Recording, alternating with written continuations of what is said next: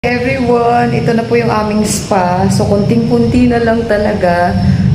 Magiging okay na siya. Magiging finished products na talaga siya. Konting-konti na lang.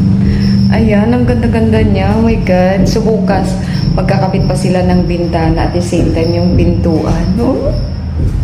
Ayan, ang ganda-ganda niya na. Grabe talaga. Hindi pa siya tapos, pero konting-konti na lang. So, yung mga tiles, okay na yung tiles.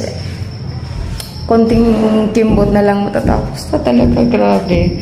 So, sa mga client namin, standby. Ayan, maganda na yung ating space para ma-relax talaga kayo para pag magpamassage kayo or magpahilot kami. Sorry, kayo po.